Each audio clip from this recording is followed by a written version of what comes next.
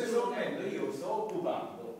Sì, però non c'è il Consiglio, lei sta facendo un intervento in questo momento, diciamo così, effettivamente. Estemporaneo, quindi visto che è concluso, potete non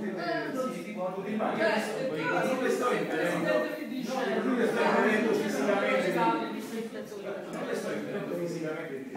quell'anno, io mi sto rivolgendo a chi ha orecchie per intendere. Ma la legislazione è semplicemente così, estemporanea.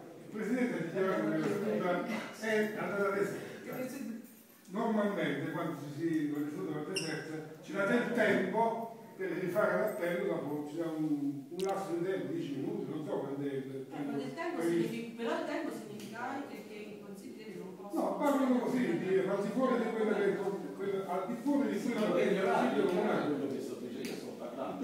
Posso dire cosa è? Lei che sta ignorando